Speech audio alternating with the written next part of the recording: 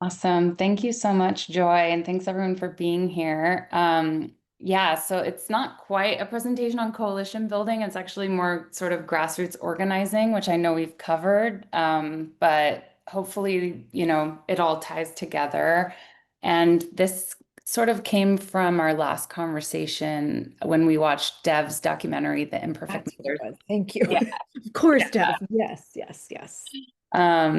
Yeah, so I really hope, that everyone already sees yourself as an organizer, but that this will maybe add folks, add to folks' confidence or leadership or capacity in connecting not just what you're doing in your state, but with broader movements for perinatal mental health and justice in other states, so that we can all sort of swim in the same direction and achieve the bigger change that any of us could individually, which is so needed, as we mentioned, in this divisive time of crisis in our families and communities and in our country. So next slide. I wanted to just start by sharing a bit of my organizing background. The pictures are really small, but I've basically had 2 decades of intersectional grassroots-led movement building. I grew up as a privileged white girl in Orange County, and when my parents divorced, I saw my mom get screwed over financially. So that's sort of what activated me as a feminist.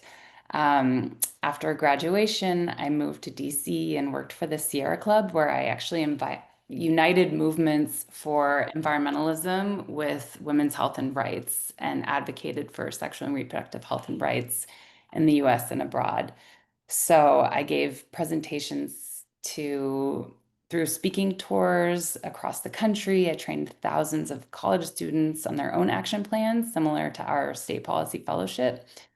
And then I interned abroad a little bit on integrated population health and environment projects, and came back and really saw the impacts of climate change on the health of the most vulnerable communities. Um, so that's really where I've focused my career the past 15 years in LA is on climate justice. So I helped win a policy ordinance in the city of LA. I continue to work with the Liberty Hill Foundation, building the capacity of 15 local environmental justice groups to access public funding. And maybe similar to some of you, I really stumbled into this work of perinatal mental health as a survivor when I became a mom 9 years ago and had postpartum psychosis and depression and anxiety. So this last picture shows me and my son at the protest last weekend. Hopefully some folks got to participate. So I know some of you may come from other sectors, and I just think these diverse experiences are really critical. And I really believe the perinatal mental health field is where EJ was 20 years ago, when you could see on those pictures, neighbors really. Cassie, just remind everyone, what is EJ? Oh, environmental justice. Sorry for that. Thank you, Joy. Yeah, so in the environmental justice movement, neighbors on the same street started sharing stories about how they all had various forms of cancer, and they realized it was due to the polluting facility across the street, right? So they began organizing for change. So next slide, please. So my purpose today is really to help us move from individual action toward collective power for systemic change.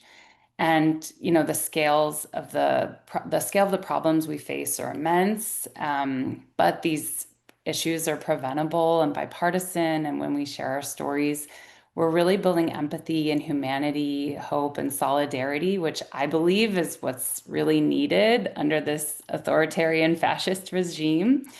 And I believe if we coordinate our efforts through organizing and movement building, anything's possible. Next slide.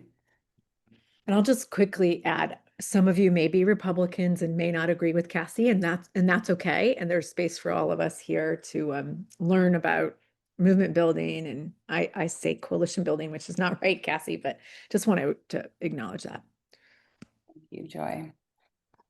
Um, so here are my intended outcomes for you today, that you come away with awareness and understanding about grassroots organizing concepts to support your state level work, connections, tools, and resources that can strengthen your action plans, and opportunities for collaboration across states. And I'll share some of our Pain to Power events and survivor storytelling leadership development pipelines that could maybe be tools for folks. And then lastly, hope that folks can walk away with commitment and clarity on a concrete organizing step you can take before our next quarterly call. Next slide. So what is grassroots organizing? It's really about shifting power, not just helping individuals, but changing the conditions that shape their lives. And at its core, it's relationship-based work, right? It's listening deeply, building trust, and taking collective action. So if you look at this colorful wheel, you'll see the rhythm of organizing starting on the top left in red. And we'll share the slides after, but it goes from listening to relationship building, identifying the challenge, taking action, evaluating, reflecting, and celebration. So this is as we know as organizers, this is a continuous cycle. It's not a one-time event. And it's both healing centered and people powered. We create spaces for connection and moving systems. So it turns pain into purpose and purpose into power.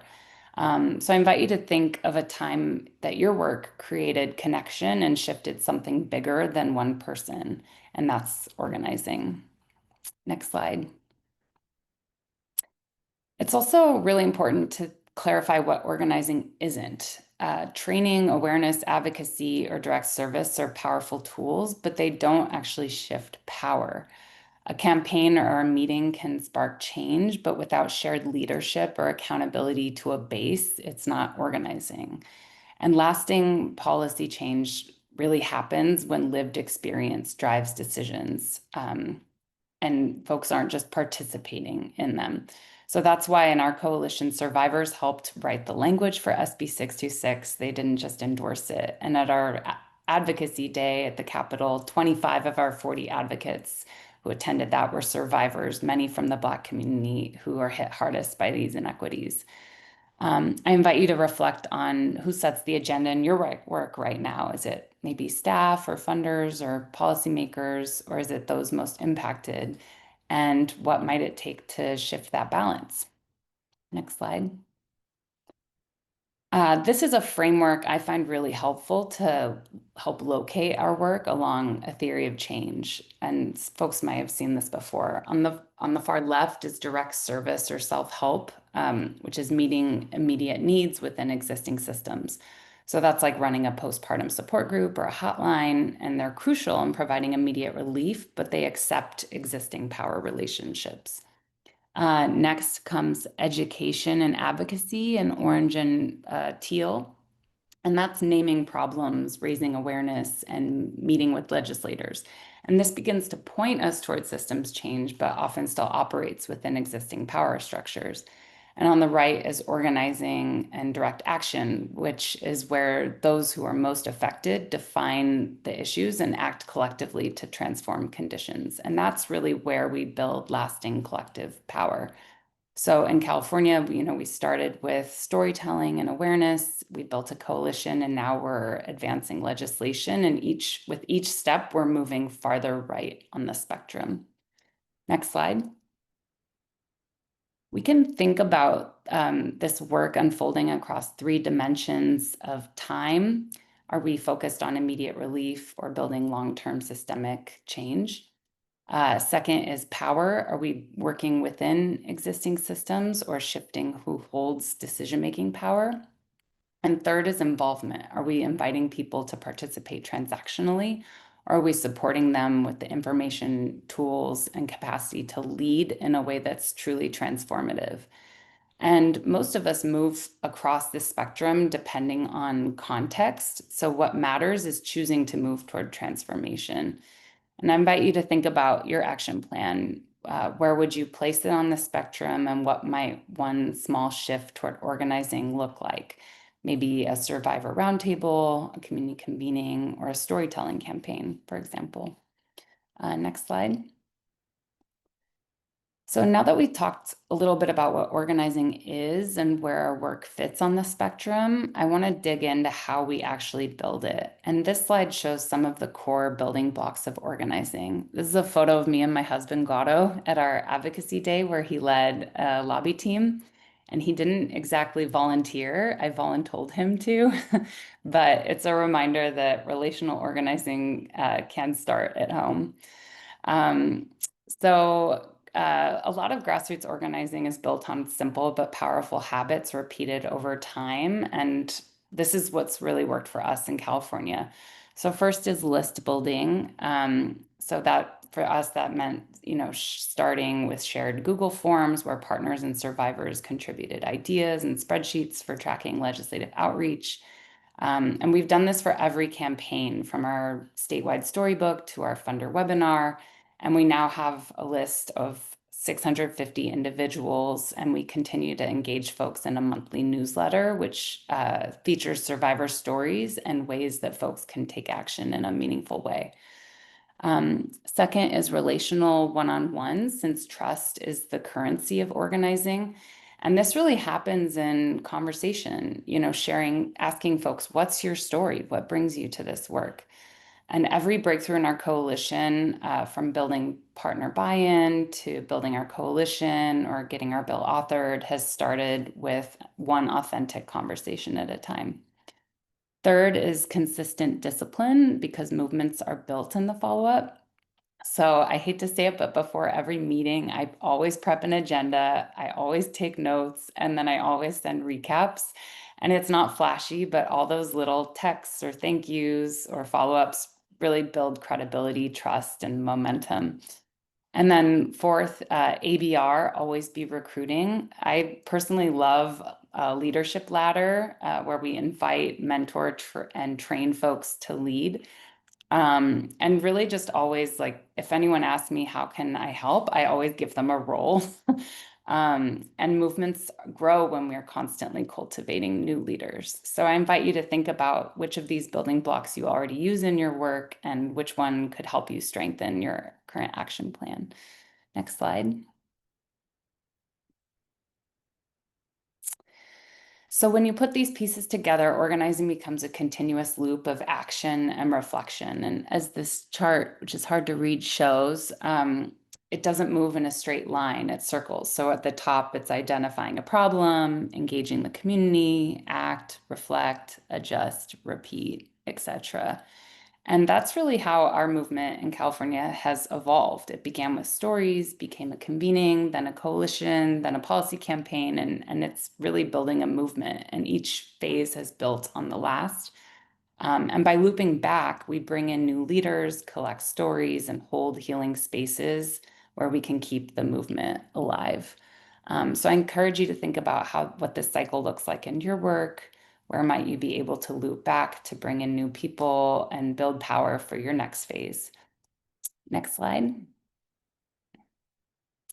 And we've covered this in all the sessions around your action plan, but just want to remind folks that ideally your action plan should be a living document that helps translate relationships and power into impact.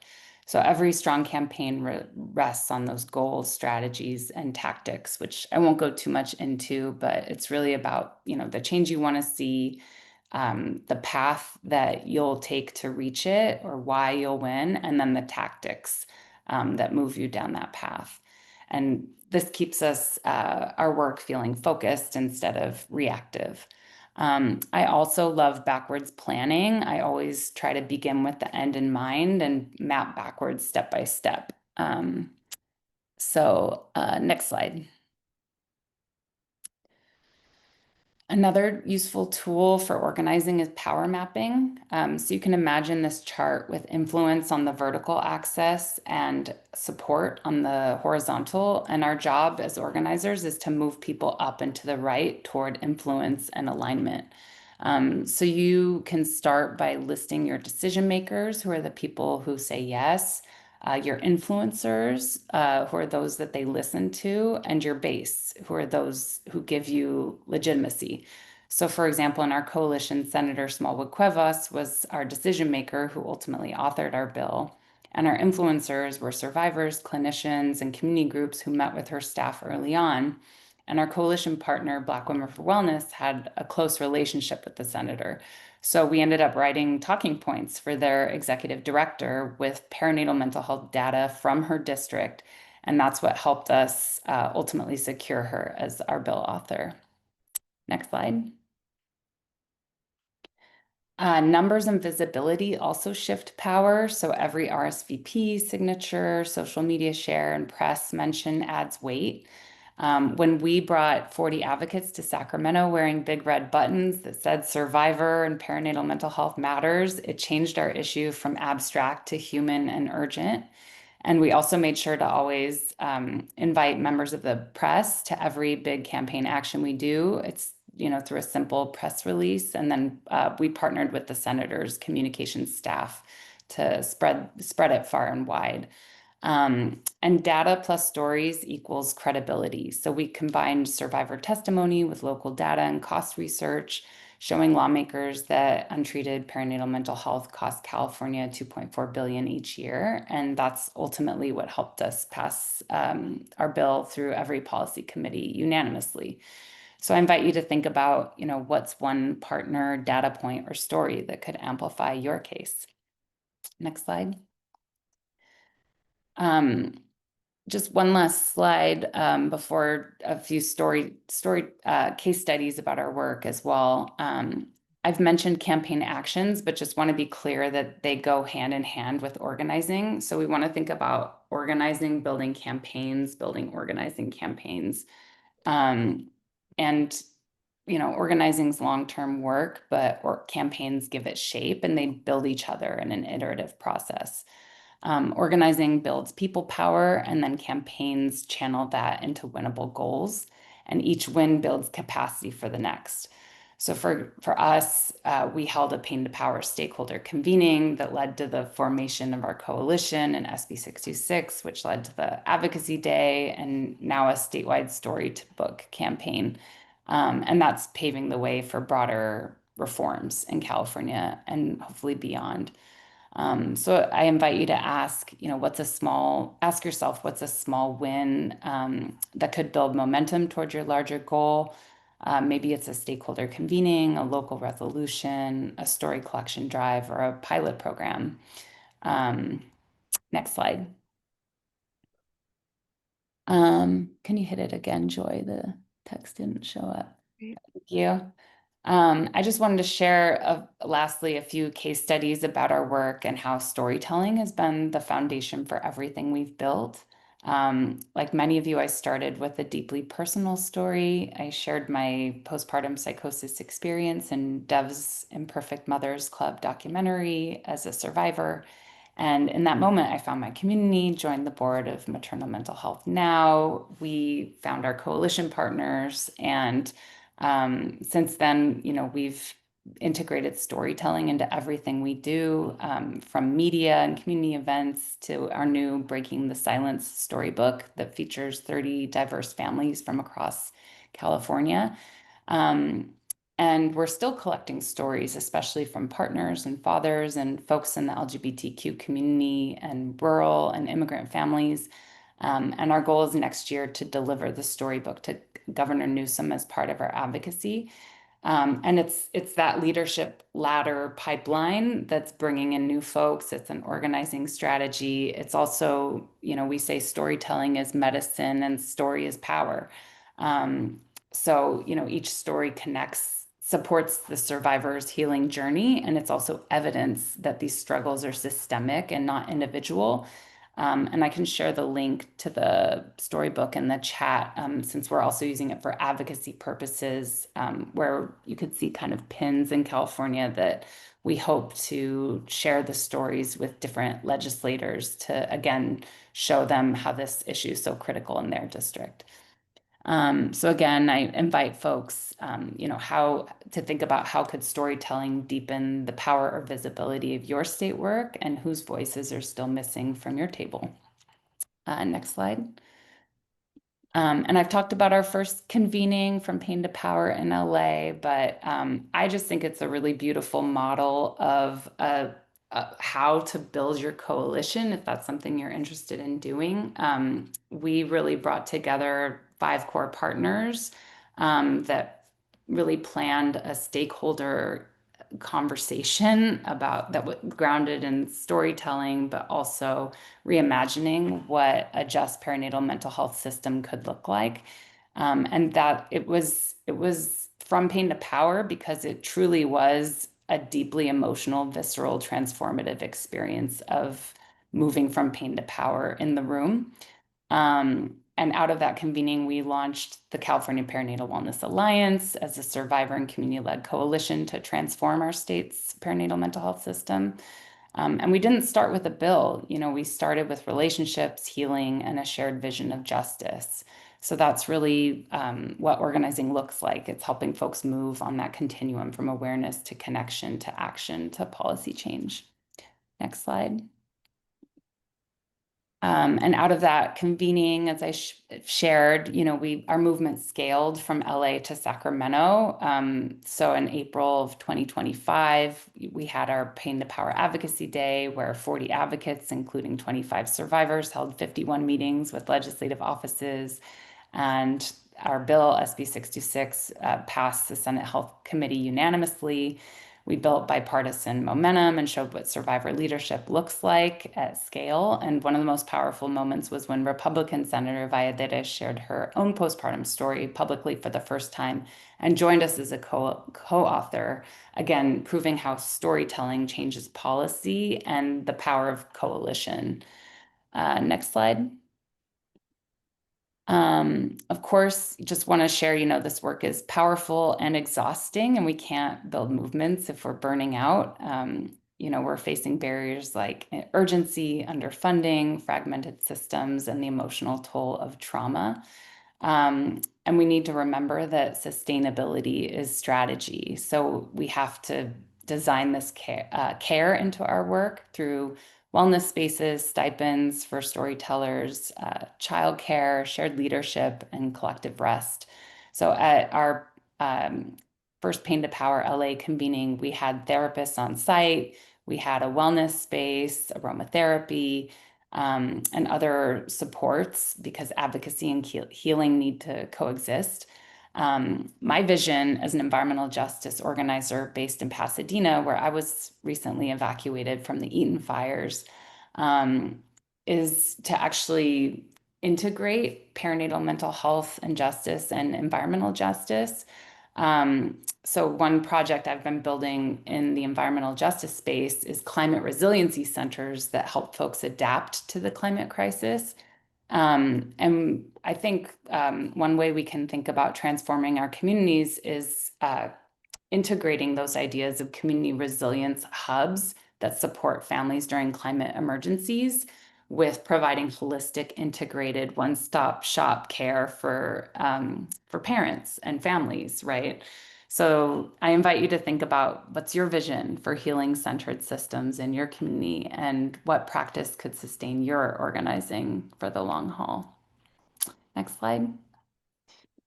And I just want to close by reminding each of you that you're part of something much larger. As a Policy Center Fellow, you're a leader in a growing national movement for perinatal mental health and justice. And every conversation you have, every coalition you strengthen, every story you uplift helps us move toward collective transformation. I think it's we all, no matter where we sit on the political spectrum, we can see that we're in a pivotal moment politically and culturally. And while federal care systems are shrinking and divisive culture wars are growing, our work is really about connection and building state level leadership, community care, and shared purpose that can weather the storms ahead. So I invite folks to commit to one concrete organizing step before our next call, whether it's a new partnership, a storytelling event, a survivor meeting, or simply taking time to rest and reflect, which is part of the work. And I invite folks to please reach out to each other. We need collaboration across states and cross-pollination of ideas. Because this work is iterative, right? And every story, every connection, every small win builds the broader field for systemic change. we're not just fighting for better maternal mental health policy, we're really building the infrastructure of collective care our country so desperately needs. So thank you so much for your time. I'll pass it.